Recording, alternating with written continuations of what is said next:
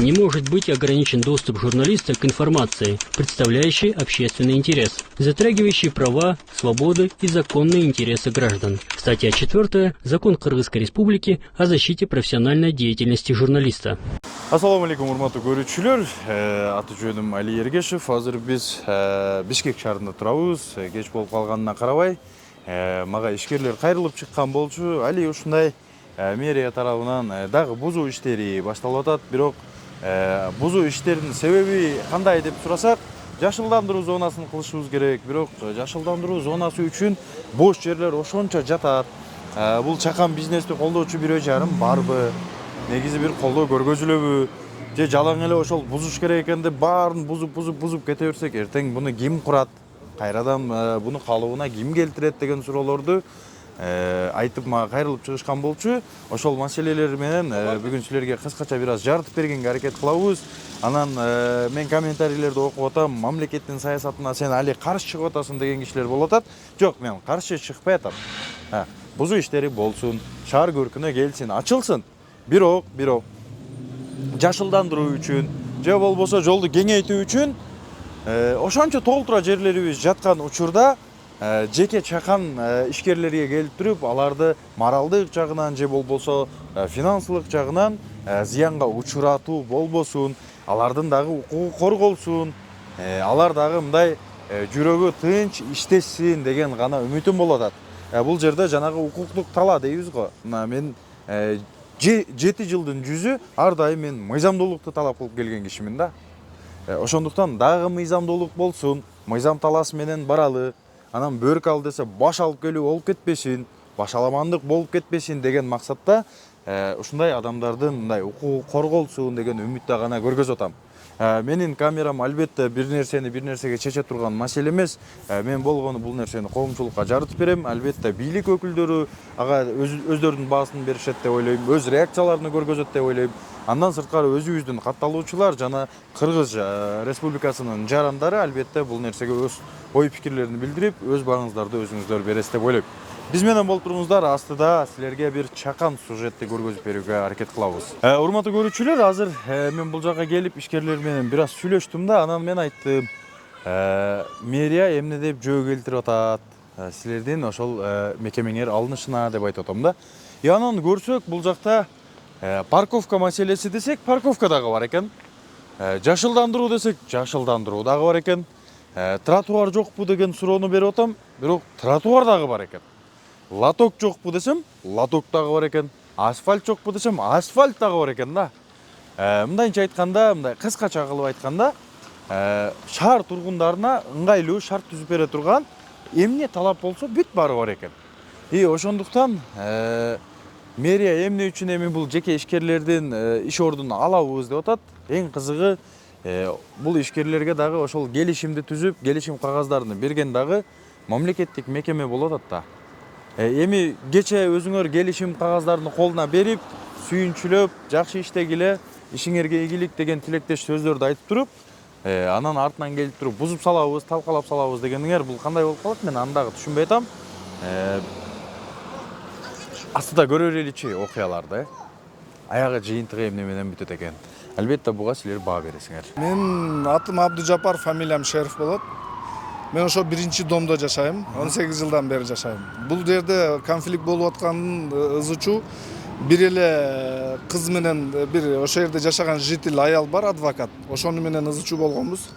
Биз экөөбүздүн ортобузда эле личный маселе менен сүйлөшүп отуруп, ал мага өчөшүп алып, акча сураган. Мен акча бербей койгонмун. Анан бул заявление жазды президентке, ГКМБга. Анын документи жок депчи. А менде бар документтер бар. Мен айына аренданы төлөйм. Жумушчуларым бар, алардын айлыгын айына берип турам. Бүт баары мененки мыйзам чегинде. Анан кийин бул ошондуп жалп кылганда мен да барып заявление жазам. Заявление жазсам, бул адвокат экен да. Анан сотко берип койду мени. Мени курук доомат кылып атат депчи. А так менде бүт документтерим бар. Даже сүйлөшкөн группадан сүйлөгөн эмелери бар. Мен мамлекетке төлөп атам. Ал жерде бир магазин бар, аны акчама сатып алганмын, өзүм акчама. Ал документ менен. А бер жакты элдин баарынан подпись чогултуп, даже ошол кыз өзү да коюп берген. Анан кийин эле бүтүп атканда көрө албастык болду. Ушинтип ар кимге эле жалп кылып жүрөт да. А так бул жерде жителдерди барып жителдерди дагы тартсаңыздар болот. Жителдер каршы эмес, наоборот сүйүнүшүп отурат. Ал жерде бүт эми мындайча айтканда кара кызматты мен кылам ал жердечи. Чөптөрдү оруп тазалап. Жанагы акча сурады дедиңиз го. Не максатта сураган ошо акчаны? Бул жерде менин бир жерим бар эле. Элден подпись чогултуп эле бир жерге кичине бир помещение салган элем. Анын документи жок. Бул менен сурап атпайбы? Любой ишиңди айт, мен бүтүрүп берем депчи. Ал көрсө алдаган экен. Бул жерде ошол жерди мен ага айтам. Ушул жердин документи жок, ушуну документ кылыш керек деймби? Ошодон кийин эле бир 10-15 күндөн кийин өзгөрүп калат дагы, сен тыйын бересиң. Бербесең мен бияктарыңды салдырбайм. Анан менде тыйыным жок. Колуңдан келгенин кыл, өзүң билесиң десем, сразу заявление жазат. Анан мага келди. УКЗдан келди, ГКМБдан келди. Бу жериңиз незаконный экен деди. О, незаконный дедим. Ушу мына 1 жылдан бери турабыз. Десем, бузуп алып коюшуңуз керек деди. Бул болбойт дегенден мен сразу эле буздум. Өзүм колум менен бузуп алып койгом, азыр турат. Ошодон бери өчөшүп жүрөт да, жөн эле көрө албастык болуп атат. Болбосо бир да жалп кылган адам жок. Жителдер ошол жерде барсаңыздар бүт баары чыгат, айтып берет. Жанагы аллея жөнүндө сүйлөп калдыңыз да, ошону дагы бир аз жарта кетсеңиз. Ал жерде мен ошо парковка салганмын. Биздин ПЗУбуз бар, кызыл китебибиз бар. Парковка салганмын өзүмчө. Өзүм колум менен ошол жерге парковка бир 15-16 машинеге жителдерге салып бергем. Как раз салып атканда бул кыздын келгенине 3 жыл эле болду. Анан келип менде мага да салып бер. Мен жаш балам бар, күйөөм жок дегенден мен ага бир орун эме кылып салып бергенмин ал. Унасыны койгон. Унасыны койгонго навес. Эми материалдын акчасын берген. А так мен салып бердим өзүмчө. Кызматыңызды. Кызматын. Ошо дворду эки жактарын забор кылып тосконун дагы мен өзүмдүн акчам эле алып забор кылып тоскон элем. Кече мэрдин приказы менен бүт заборлорду алдык. Азыр эми биз законный иштеп аткан мыйзамдуу магазиндерибизди алдырган атат да бул. Кече барып мэр Орто Сайга барса, барып мэрди коррупционерсиң тиги бул деп кыйкырып атайын эле бул болуп атат да. Анан мэр келип көрдү дагы. Азыр эми кече бизге УКЗдан балдар келип кетти. Бул жума бул жума сиздердин эмеңиздер жокко чыгат, договоруңуздар. Кийинки жумадан келип бузуп кетебиз. Так что даярданыңыздар депчи. Анан биз ошол жердеги магазинде, павильон магазиндер бар да, бүт баары мыйзамдуу экен. Мен документтердин баарын карап чыктым. Анан не кылабыз деп чогулуп сүйлөшсөк, мына ушинтип келип 5-6 болуп жүрөбүз. Мэрияга бардык. Бул ошондо жанагы жашылдандыруу деген маселе эмес, бул жеке өчөшүүнүн артынан чыккан маселе десек болобу? Жеке өчөшүүдүн артынан чыккан маселе болуп атат да. Болбосо ошол жерден барып көрсөңүздөр болот. Бир чөптү кармаган эмес, ал кызчы. Только ызычуу. Азыр эл эч ким сүйлөшпөй койду. Биздин алдыбыздагы экинчи домдо жашаган экен, аердегилер айланып өтөбүз дейт. Кече ызычуу болгондо баары келди да. Биз аны көргөндө айланып өтөбүз дейт. Эч ким азыр аны менен мамиледе кылбайт, сүйлөшпөйт дагы. Ал мурда эмеде иштеген экен, Аламбидинский роодда иштеп, ал жактан айдалып кеткен экен. Андан кийин азыр адвокат болуп, ошо адвокатын колдонуп заявление жазат. Короче, күн жок да, күнүгө ушул маселе. Мына 1,5-2 жыл болуп калды. Качан болсо бирдемке кылайын десең эле келет ызылдат, сен незаконный салып алгансың. Сасыган оштуктар келип 3 жакты алып алдыңар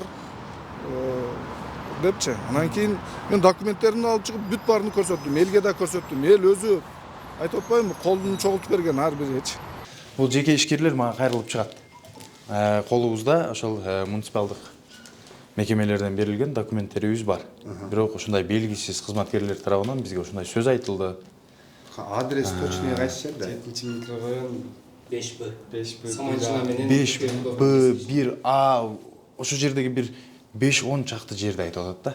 Бул боюнча бизде так бул жерлер боюнча тиги азыр биринчи зам аким негизи баягы куратор да ошолчу.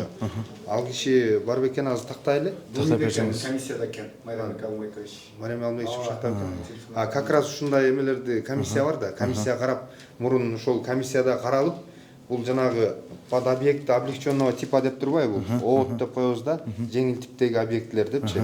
Бул боюнча ушул комиссияда карап, анан комиссиядан чечим чыккандан кийин анан договорлор түзүлүп сиздерге да ошентип берилген да. Туурабы, сиздер ээлерисиздер да. Ошондой комиссияга кетиптир. Биздин именно ошол маселе боюнча иш алып барган акимдин орун басары да. Так, атыңыз ким беке? Менин атым Азамат. Бир суроо берсем болобу? Бизде негизги суроо мындай болуп атат да. Биз мыйзам менен жашап атабызбы же аким мэрлердин сөзү менен жашап атабызбы деген эле суроо болуп атат менде. Анткени ушул эле колубузга документти акимият, мэрия, тиешелүү мекемелер берип атат да. Анан ошолордун жетекчилери оңой эле бул нерселерди жокко чыгарып, же көрмөксөн болуп туруп эле ишкерлерди мээнетин жокко чыгарып коюп атат деген эле үмүт болуп атат. Айтканым, жеке ишкер бир жерде куруп жеңил типте болобу ал, капиталдык строение болобу, анан айырмасы жок. Ал жерге вложение салат да эке. Туурабы? Ал салган вложениясын бул актап чыгарып алыш керек, анан пайдаланыш керек. Пайда көрбөсө бул ишкер өнүкпөйт деген суроолор. Бунун деген договорду сиздер непосредственно ким тиги Думи менен түзүп атасыздар да. Ошол Думи менен түзгөндөн кийин кайра эле Думи расторжение кылат да. Комиссия аркылуу Думи расторжение. Ким менен договор түзүлсө, келишим түзүлсө, ошолор менен гана расторжение болот же комиссия аркылуу. Бул ошол биздин тиги департамент жанагы муниципальный имуществом деген бар. Ошол жактарга да кайрылып көрбөйсүздөрбү сиздерчи? Барчы мынау боюнча сиздер менен келишим түзүлгөн. Бирок азыркы эле берген суроону берип, эмне үчүн бул азыр биздин угушубуз боюнча багы неизвестный адамдар катары имеется в виду ошол адамдардан бир ушундай бузулат же дагы бир расторжение болот деген маалыматты угуп, биз ушундай кылып келатабыз депчи. Ошонун чын төгүн билиш үчүн маалымат берип коесуздарбы деп, ошол жакка да кайрылсаңыздар мындай туурараак болобу дегеним да. Баке дагы бир нерсе айтсам болобу? Думиге барсак, мэрияга жиберет. Мэрияга барсак, бул жакка жиберет. Сиз дагы Думиге жиберип атасыздар. Жолуктук да. Жолуксак бул жерден силер акимиятка баргыла. Акимият ал жерде зеленка кыла турган акча бөлүнүппү, бөлүнбөппү, мен билбейм, акимият билет деди. Ал жер зеленка болуп, мындай жана благостройка болот деген акимиятта бар ал проект, мен билбейм дейт. Если акча бөлүнүп проект болсо, узганы односторонним биз кылабыз дейт. А если проект жок болсо, кандай иштеп атсаңар ошондой. Бирок биздики и так зеленый, и так парковка кеңири, мындайча айтканда жашоочуларга бир да жалоба жок. А башка кылына турган жерлер аябай көп. Азыр биз по факту барып көрдүк ал жерде. Ал жерде мамлекетке дагы, жарандарга дагы тоскоол жарата турган жагдай жок. Тротуар десеңиз бар, лоток десеңиз бар, жол десеңиз дагы бар, андан сырткары парковка дагы бар. Вот бизге кызык болуп атканы, жанагы караңгы жагынан келсек, бирөөлөрдүн жеке кызыкчылыгы жокпу деген суроо ушул жактан жаралып калат да бизде. Азыр бул ишкер, бул дагы ишкер да. Бул балким кредит алды, балким карыз болду. Какой-то миллионда ошол жерге вложение кылды үмүт менен. Анан ал карызынан кутулбай туруп, бүгүн жашылдандыруу кылам деп туруп ал жерди бузуп салсак. Анан ким бизде инвестор болот? Мен ошодон коркуп атам. Келишимди түзгөндөчү сиз бир мөөнөткө түзүп атасыздар да, туурабы? Мисалы үчүн бул келишим канчага түзүлгөн? 3 жылга. 3 жылга. Сиз ошо 3 жылга эле мамлекет берип атат сизге, муниципалитет. Башкача айтканда бир тараптуу болбостон Думиде ошон үчүн комиссия түзүлгөн. Комиссия аны комиссионно чечет. Бир эле киши же бир эле мекеме чечип койбойт. Ар бир мекеменин өкүлдөрү болот. Ал комиссияда ошо комиссиянын чечими менен 3 жылга ижарага берилет деген. Берилди мына. Берилди. Колубузда турат азыр. Бирок ар бир эми ишкерчи ошо 3 жылга өзүнүн ишкерлигин пландаш керек да. Ошон үчүн 3 жылдын ичинде эмне болуп кетерин эч ким билбейт. Ал муниципалитеттин жери, башкача айтканда Бишкек мэриянын собственности да. Сөзүңүздү бөлүп коеюн. Комиссиянын узартканыбызга 1 ай болду да, 3 жылга. Мына январь-февраль эле чыкты, 3 жылга берди. Эми азыр 3 жыл сиз айтып аткан 3 жыл биз пландадык. Ооба. 3 жылдын ичинде бизге эч ким тийбейт. Бул жер менен биз пайда көрөбүз деп биз вложение кылдык. Эми 1-2 ай өткөндөн кийин бузабыз дегенде бул кандай? Атыңыз ким беке? Менин атым Актан. Актан беке, мындай да. Мына көргөзүлүп аткан 3 жыл мөөнөт бул гарантия. Бул гарантия да ишкерге, туурабы? Биз сага тийбейбиз. Ошол мөөнөттүн ичинде мыйзам бузба, налогуңду өз убагында төлө. Законопослушный жаран катары, бир ишкер катары ишиңди кыл деген гарант болуп саналат деп ойлойм да мен. Эми буга 1 жыл мейли 3 ай деп айтпайлы, бул киши айткандай. Мейли 1 жыл иштеди. 1 жылдын ичинде зыяндан чыктыбы чыкпады бул суроо. Калган 2 жылдагы мөөнөттөгү укугу кайда калат деген суроо болот атат менде. Азыр мул боюнча сиздер түзмө-түз Архитектурага жок, Думиге барасыз. Думиге эгер в случае расторжения договора болгондочу, алар деле жөн эле алып туруп элечи, Думи. Жөн эле сиздер менен келишимди бузбайт да. Алар да ушул пункттардын бирөөсүнө ссылка кылып туруп, таянып туруп, анан бузат да. Ошондо анан кийин полностью Думи комиссиядан чечим негизинде анан бузат. Ошону азыр Думиден сураш керексиздер. Андан сырткары могу жерде мына договоруңуздарда турат. Порядок разрешения споров депчи, 7-чи пункт. Споры, возникающие в процессе хозяйственной деятельности арендатора, стороны решают путем переговоров. Кыргызчасы кандай болот ошо? Башкача айтканда эки тарап сүйлөшүү жолу менен ортодогу болгон маселелерди чечет деп турат. Баягы сиздерге бул жерден баягы так маалымат алыш үчүн биз эми сиздерге баягы түшүндүрмө берип атабыз да. Так маалымат алыш үчүн сиздер ушул Думиге барып туруп, мына комиссияда каралдыбы, каралган жокпу, качан каралат, эслеметсек комиссиянын председатели мененби, ошол жердеги тиешелүү баягы ыйгарым укугу бар адамдар менен ушуну вопросторду берип сүйлөшсөңүздөр туура болот деп ойлойм да. Чынында кечирип койгула, көрүүчүлөр. Эгерде бул камера менен журналисттерге ушундай мамиле болуп аткан болсо, жөнөкөй жаранга кылынып аткан мамилени мен элестете албайм, чынында. Ошо бизге кайрылып аткан жарандардын сөзү мындай бир аз чындыкка жатып кетет да.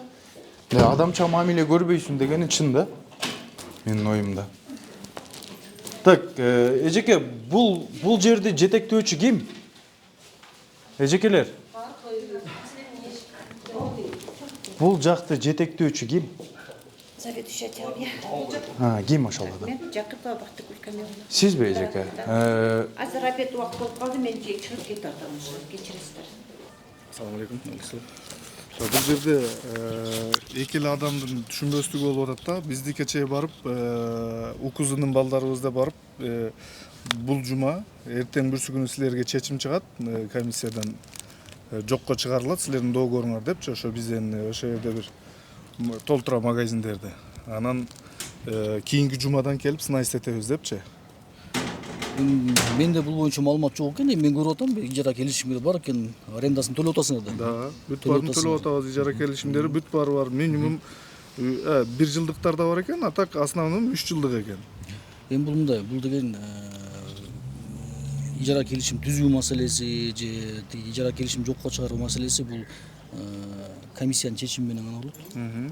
Мен сиз боюнча айтканыңыз боюнча менде маалымат жок, анткени биз выездге чыкпайбыз, биз снос кылбайбыз. Мирлан эке, дагы бир суроо берсем болобу? Азыр бул киши айткандай, укузунун балдары айтты деп атат го. Комиссия түзүлгөн учурда дагы укузунун балдары алдын ала божомол кылганы бул кандай чечимди? Эми ал боюнча мен силерге ал компетенттүү жетекчилер эле жооп бербесе мен ал боюнча айта албайм. Биз өзүбүздүн жумушубуз боюнча мен жооп берем. Бул төлөп атасыз да арендасын. Негизи договор болгондон кийин бул жокко чыгарган бир себеби болуш керекпи же Тийиштүү себептер. Тийиштүү себептер болуш керек. Кандай учурда жокко чыгарышы мүмкүн экен? Жок, бу жерде эми ижара келишимде шарттар бар да. Объект облечённый тип подлежит демонтажу в случае функционирования объекта без надлежащего оформления документов, в случае реализации нового строительства, по решению суда, по решению комиссии в случаях нарушения условий договора, неуплаты арендных платежей, несоответствие архитектурным градостроительным нормам, принятие иных нормативно-правовых актов, регулирующих жизнедеятельность города и архитектурно-градостроительные нормы. Вот, ушул случайларда ижара келишим жокко чыгат, анан объект демонтаж. Ошондо азыр силер айтып аткан тартип менен бара турган болсок, анда эртең ким жеке ишкерлик кылат? Мэрия менен келишим түзүп. Анда мындай кичүү бизнестерге ишеним кылам. Ал мисалы үчүн ижара келишим жокко чыккандан кийин ал маселени көтөрүш керек. Менде бир суроо жаралып атат да. Азыр жашылдандыруу зонасы десек, бул кишилер 2 миллион сом салык төлөп атат да мамлекетке. Колунда жок дегенде 10-15 чакты адам иштеп атат. Ал жерде салым болуп атат мамлекетке карата. Ошону жокко чыгарып туруп жашылдандыруу кылам дегениңер канчалык деңгээлде реформага жатат? канчалык деңгээлде мыйзамдаштырууга жатат, мен түшүнбөй атам жеке өзүм. Ошол суроого жооп издеп келдим. Мен ижара келишим жокко чыкты деген жокмун да. Мен деген шарттарын окуп бердим да азырчы. Эми бияк менен эч ким ижара келишим жокко чыгарган жок да. Ошондо жанагы суроого кайра келип атам да. Сиз мына тийиштүү адам болуп туруп, комиссиянын чечимин билбей атасыз да, туурабы? Даже жада калса комиссия түзүлдүбү жокпу, аны дагы билбей атасыз. А укузунун балдары алдын ала божомол кылып атканы бул кандай деген? Комиссия түзүлгөн эмес да. Комиссия болгон жок да. Ижара келишим жокко чыкса анда мен айтмакмын жокко чыкты деп. Жокко чыккан жок деп коюм. Жокко чыга элек пока. Бирок бизге кече келип ошентип айтып кетти. Бирок жок, айтканым, ошол укузунун балдарынын айынан болуп атат да, бүт баары. Булардын тынчсыздандыруу болуп атат. Эртең эле келип туруп, мындай чыр болуп калса, биз түшүнбөстүк болуп калбасын. Жок жерден мындай өзүбүздүн ишибизден айрылып калбайлы деген коркунуч да келди булар. Азыр эч ким комиссия түзүлдү, бузулду деген сөз жок. Болгону укузунун балдарынын божомол сөзүнө таянып келген жерибиз. Ошол суроолорго жооп издеп атабыз байке. Мен айтып бербедим. Рахмат, Гүлмаке. Аман болуңуз.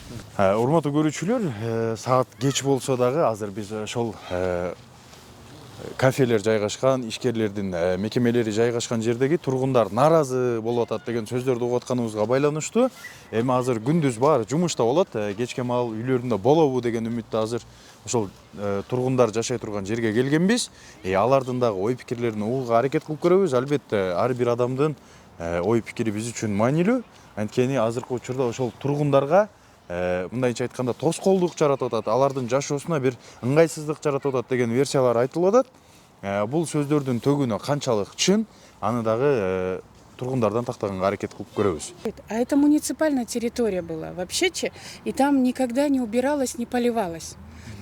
Да, вообще был сухостой, и может пожар, ну, в общем, пожар мог произойти. Никогда иметь место, и мы не против были, потому что там должен был порядок. Анткени аржакта студенты, и даже, видите, здесь мусор, базар, бомжов много. И уж очень мы дали согласие, да? Оно вообще мы не против. И оно на самом деле сколько бабушки вот тут ходят, говорят, нашим внукам даже хорошо, потому что через дорогу бегать не надо. Вот забежал в магазин, взял и что надо. Сөзүбүз макулдугубузду бергенбиз да. Анткени бул жер тети башында, тети жер чөп басып эле, мусор ташталып эле, аябай ыплас болуп турган да. Таштанды жер болуп. Таштанды болуп калган да, таштанды. Аякты биз тазалап неметебиз, бирок баары бир эле студенттер өтөт, тигилер өтөт, мусордун баарын эле ушака таштап атышкан. Андан кичине жок дегенде биз көрдүңүздөр го, бияктын баарын гүл өстүрүп неметип атышат. Анан кийин кичине тияктан барып үзүп кетип атышкан да. Анан кичине тияк тозулгандан кийин кичине иретке келип калды да. Анан экинчиден бизде балдар, майда балдар көп. Майда балдар жолдон азыр жол аябай коопсуздуу болуп калды да. Анткени машина көбөйдү. Кээде затор болуп калат. Мына кичинекей көчөдө затор болуп калат. Мисалы эле менин кызымды бир жума мурун машина уруп кетти. Даже водитель токтоп да эметкен жок. Мектепке кетип баратса, мынаяктан машина уруп кетти да, и токтоп да баланы сурап да койгон жок да, эмне болуп кеттиң деп. Айдап кетип калыптыр да. Вот. А бул уже подросток. Өспүрүм кыз. Андан кичинекей балдар тиги жолдон өтүш коопсуздук болуп калды, опасный болуп калды да. Ошон үчүн бул магазин мындай барып эле жолдон өтпөйт. Мындай эле бурчка барып эле магазинге кирип кетет. Ошон үчүн биз наоборот ошол бизге жакшы болду. Анын үстүнө бизде улгайган кишилер көп. Наоборот биз өзүбүз макулдугубузду бергенбиз. Мына жер жабылып калсын. Тем более магазин ачылды, улгайган кишилерге, балдарга жакшы болду. Мындай басып эле келет. Анткени кечке жук теги базарга барып келиш кыйын болуп калат. Анткени 70 жаштагы бар, 80 жаштагы, 90 жаштагы кемпир бар да. Аларга бияктан базарга чейин барып келиш кыйын болуп калат. Силер билбейсиздерби, нааразы болуп аткан тургундар кандай версия келтирип атат? Нааразы болуп аткан ошол биякта башында электромындай машина заправка кылабыз деп неметкенге чечим чыгарылыптыр. Анан ошону кылабыз дегенде биякта жок, анда машиналардын немеси келип ошо вред болот, анан кийин биз ошону жыттап жатабызбы деп неметкен. Анан булар айласы жок, анан временно эмне кылабыз деп арендага беришиптир да. Аренда берип кафе кылышыптыр. Кафе болгондо эмне ичинен көп деле неметпейт, пицца, анан жана кофе, жасап неметет. Жеңил тамак да, мындай эме катуу мындай оор тамак жасалган эмес. Ал вот бизге жит келип атат, неме келип атат деп ага каршы чыгышты. Анан болуптур деп булар кайра ал кафени жоюшту.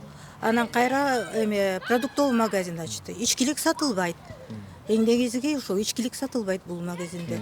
Только тамак, аш, эме эң керектүү нерселер сатылып атат да. Силерге ыңгайлуу эле? Бизге ыңгайлуу, бизге абдан ыңгайлуу да. Посмотрела сегодня тоже, карадым да, оказывается, вот все они столько налогов платят. И это тоже же, каждая копейка городу нужна. А потом, вот в прошлый раз, когда келгенде, мы айтканбыз да, видите, бу жер мурунку аким, бу жерде бак тиккен да, вот это. А от того, что вот футбольного поля нету, при школе было, и вот они, видите, футбол играют. Ушел жерде, я сказал, потом вот Абдыджапар айтты, да, давайте мы тогда вот эти все соберемся здесь, поставим футбольное поле, здесь сами своими силами это зеленое насаждение посадим. Пускай делают. Все делают, пускай для района. Жашылдандыруу кылам десе, жер бар деп атасыңар да азыр. Вот мына, да. Мына бул балдар ойноп атат, бул көп каралбай калат да, кедечи. И для детей чуть дальше футбольное поле пускай сделают. Мисалы биякты жашылдандырып койсо, тияка балдарга ойногонго эме поле жасап беришсе, даже наоборот аябай жакшы болот да. Потому что у нас у каждого дома детские площадки ужасные. И вообще, ну, мы должны, но у нас просто... Мы не должны. Это муниципалитет, это территория. Они нам не помогают ничем. Они говорят, что это придомовая территория. Даже вот начальник МТУ говорит, убирайте арыки по Жукеева-Пудовкина. А я ему говорю, это же муниципальная территория. Почему ваши не убирают? Он говорит, это же придомовая территория. Вот вы и убирайте. Да. Детские площадки, посмотрите все, разор. А это муниципальная территория. Они говорят, это придомовая территория. Почему не обращают внимания на мусорки? Посмотрите, какой у нас, вот вы днем придите и снимите, какая у нас дорога. 300 метров, 4, вот я лично 14 лет здесь живу. Посмотрите, ни разу не заасфальтировали. Все течет, летом все течет. Вот это поливают, что толку поливают? Оно ничего не поливается, там глина. Когда здесь не было забора, у нас под окнами бомжи спали, ели, пили. Безобразие, таскали эти матрасы. А когда мы озеленили все, нам сказали, что нельзя. Ну как это так? Мы же не огораживаемся, как вот в элитках, каменными заборами. Ошондо бул ишкерлер келерден мурда бул жак таштанды жер болгон. Таштанды жер бол. Вот ушел жер, вот это придомовой участок, а бул жер, вот это муниципальная территория была. И ушел жер, мы не имеем права не поливать, не убирать, ну в смысле, никто не убирал, да, и мы убираем. Чövен алабыз, бактарактар не были, анан это просто мусор. Анан ошон үчүн айтканбыз, ставь иштеткин депчи, но чтобы ушел жер, был порядок. Анан вот биздин балдар, видите, бегает, и ушундай эле кирип кетишет, да, магазинге. Азыр дагы бир нерсени сурайын деп атам да. Мисалы, бул магазиндер кече эле түшүп калды да. Жакында эле түшкөн. Ошол магазиндер түшкөндөн мурда мэрия тарабынан бул жерлер каралганбы? Эч ким каралган эмес. Тут был бардак, тияктан студенттер келет, бияка отурушат. И студенты, знаете, то курит, то это самый ужас был такой, өзүнчө эле момундай. Мы сами своими силами барын сугарып, чаап, эптеп колдон келгенди кылчубуз. Анан когда вот эмени кылабыз дейт магазин. Мы с удовольствием разрешили. Зато будет закрыто, порядок будет. Ошол азыр менин угушум боюнча биз бул жерди укмуш сонун кылып карап келген элек. Эми бул магазин түшүп калып биз карай албай атабыз. Ой, никогда, я сколько лет живу, ни разу никто не приходил, не убирал. Вот Фатима, бывший домком ушел. Вот она еще, мы с ним. А мы как мучились, мы полив сунут, когда это очень тяжело было здесь вообще навести порядок. Тургундардын үнүн угалы деп келдик да. Ну, правильно, Анда это мен вот түшүнүгүмдө честно, азыр силерге эч кандай тоскоолдугу жок, булар? Ешқандай. Наоборот, порядок, наоборот, чистота порядок болып қалды да? Ладно. Айтып атат да, бизде базар бар, бияққа магазин керек жоқ. Базар саат 5-6-га чейин уже жабык. А мондай маалда жумуштан кеч калышат. Удобно. Чыкканда через дорогу не переходишь раз. Кышында мондай кемпирлер бар, жаш балдар бар, чуркап кире калышат. Ошол ой мага дагы келди. Негизичи азыр базарда айтышып атат, базар 5-6-га чейин иштесе. Анан бул пенсионерлерибиз, жаш балдар кайка чуркашат деген ой мага дагы келди негизичи. Ошентип базар бар болот, бияка кереги жок деп. Эми элестетип көр, лазым онун баарын снастетип алып салса, ужас бомба түшкөндө болот да. Ким коет муну кайра жакшылап? Ухожер моякта ким эметип карайт? Эч ким карабайт да. Алар бузуп эле кетип атат. Мисалы, ошто эмне болуп атат азыр? Вот ошондой. Даже бузуп кетсе, даже, допустим, ладно, вот бактарды тиксин, да, но кто будет поливать? Потому что вот тут, вот муниципальная вот территория, да, здесь никто вот, ну что, воду пускают, а тут глина. И вот, да, и вот дети вот играются, да, вот ушо ничего. Нам нравится то, что магазин здесь. Саясатта отурган кишилер да элди да караш керек да, өйдө жактагылар, туурабы? Эл дагы биз булар жылагандан монтуп магазин куруп эметип аткан жок да, бул да иштейли деп атат. Мисалы, балдары бар, 4-5 балдар, кредит. Ошол эле маалда булар бекер иштеген жок. Мамлекетке салымын кошуп атат. Канча налогдор төлөп атат. Бүт чыгымдарын төлөп атат. Анан бул пайдасы эле тиет го дейм.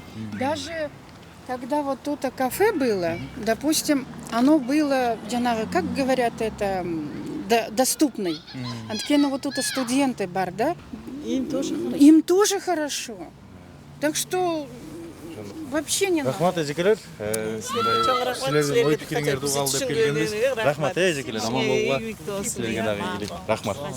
Урматтуу көрүүчүлөр, азыр сынай иштетилип атат, бүт жер түздөлүп атат деген ой пикирлерди дагы угуп атам. Бир нерсе десем, мамлекеттин саясатын колдобой атасың, каршы чыгып атасың. Жок, каршы чыкпай атабыз. Жолдор кеңири болгону жакшы. Бирок бөрк ал десе, баш алганы жакшы эмес деп айтып атам. Азыр ал жакты дагы көргөзөм. Эгерде жашылдандыруу зонасын жаратам десе, азыр бул дагы мэрияга бир сунуш да. Кенен эле укмуш жер бар экен. Кааласаңар бул жерде ограждение кылып, силерге дагы бир жарандык позицияда бир сунуш берип атам да. Кааласаңар бул жерде ограждение кылып, каалаганча жашылдандыруунун иштерин жүргүзсөңөр боло турган жери бар экен. Жок болсо бир жөн. Мен түшүнмөкмүн. Жер жок экен да, жашылдандыруу керек экен да деп мен түшүнмөкмүн. Бирок силердин бактыңарга, элдин бактысына, мамлекеттин бактысына мына соп-сонун жери бар экен. Кааласаңар мына эски жоголуп кеткен арык, буну дагы жаңыдан казып, лоток кылып суу өткөрсөк болот экен. Экинчи жетпеген жерине дагы бир нерсени айта кетем. Бул жерде дагы эски арыктын орду бар экен. Буну дагы эми бул жактагы тургундардан сурансаңар, силерге жардам берип да чыгарышып койсо керек бул арыкты. Эгерде жок, биз бул жакты жашылдандыруу кылсак, мына тротуардагылар басып өтүп кетет десеңер, бул жака дагы ограждение кылсаңар болот экен.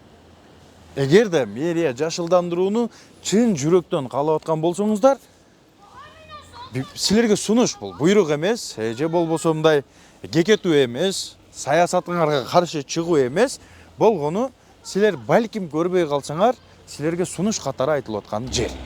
Анан мен азыр тургундардан дагы угуп атам, эгерде кааласаңар, бул жака футбольный поле дагы салса боло турган жерлери бар экен. Андан сырткары дагы бир нерсени айта кетейин. Жашылдандыруу десең бар, бак-дарак десең бар, мөмө жемиш бере турган дарактын өзү бар. Бул жагы жетиштүү экен. Бул жакта магазин, элдерге шарт түзүлгөн, ыңгайлуу бар экен бул дагы.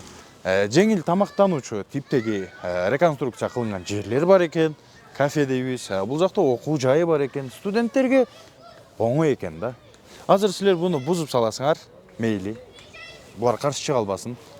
Бузуп салгандан кийинки тагдыры кандай болот?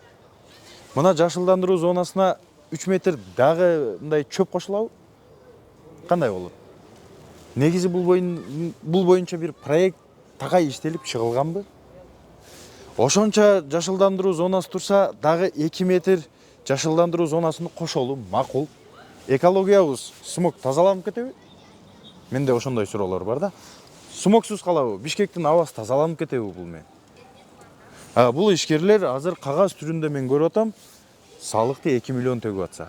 Дагы башка мамлекеттик, муниципалдык мекемелерге өз салымын, финансылык жардамдарын кошуп атса, мамлекет өнүгүп атса, пенсионерге налог аркылуу баратса, эми бул ишкерлер кантип жардам берсин мамлекетке? Бирок бул дагы бир сунуш. Ойлонуп көрүңүздөр. Биздин мындай жарандык позицияда туруп, мындай сунуштарды айтканга Кудайга шүгүр мыйзамыбыз жол берет. Силерге азыркыдай сунуштарды айтып бердим. Ассаламу алейкум, урматтуу бийлик өкүлдөрү, урматтуу Бишкек шаарынын мэри. Өткөндө бул жака келип комиссия болгон экен, выездной. Ошодон кийин бул жакты полностью текшергиле деген сөздөр болуптур. Бир жаран менен бир бизнес өкүлүнүн ортосунда кайма айтыш болгон үчүн ушундай агрессияга алынып, бир мэрибизге, сизге ушундай коррупционерсиңер, колуңардан эмне келет, эмне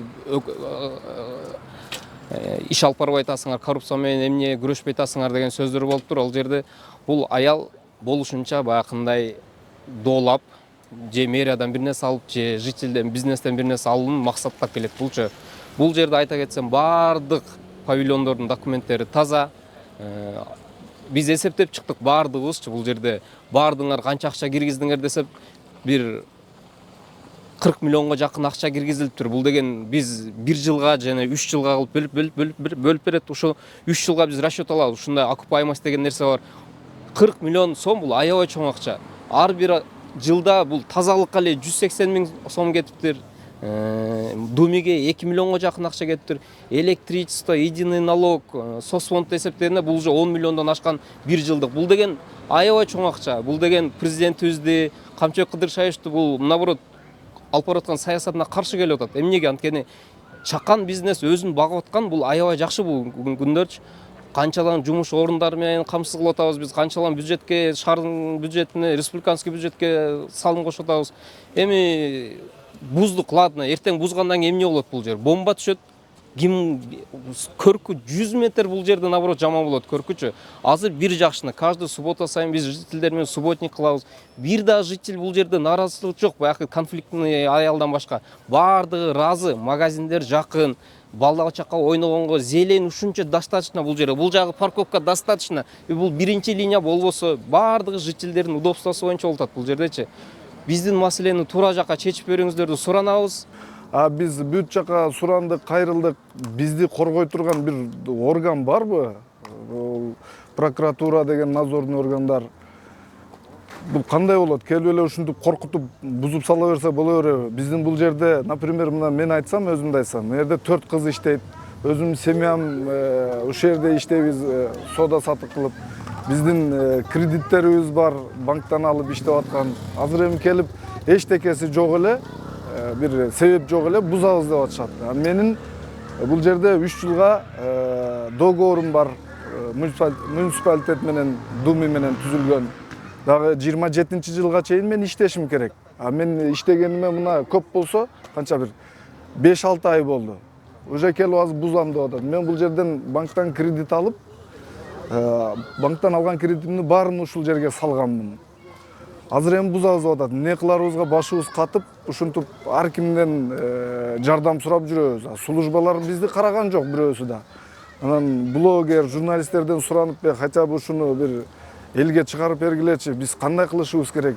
Же бизге окшогон карапайым эл ушундай кичине бизнести президентибиз өзүнүн сөзү бар, кичине бизнеске тийбегиле, коргойбуз деген.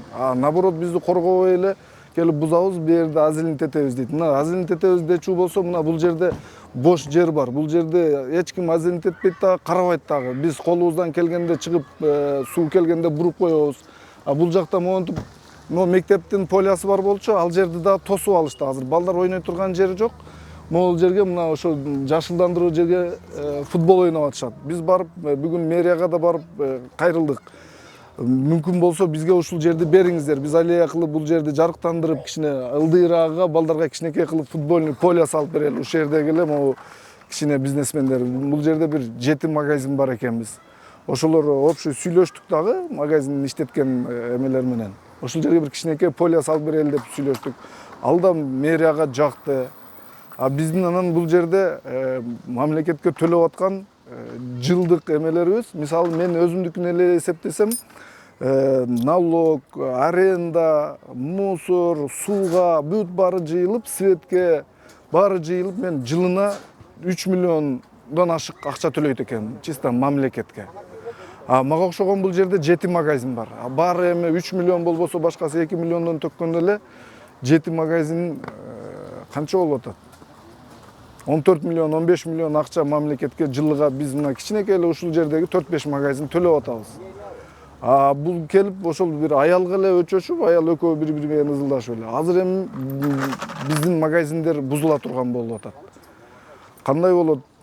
Урматтуу прокуратуранын кызматкерлери, бизге жардамды ким берет? Биз кандай кылып салышыбыз керек десек, бизге заманын талабындагыдай кылып, мына Европадагыдай кылып деп архитектурадан ушинтип айткандан, мына биз кредит алып, колубуздан келген заманын талабындай кылып мына салдык. Азыр иштетип атабыз, Кудайга шүгүр. Бирок бизге иш бербей атышат ушинтип.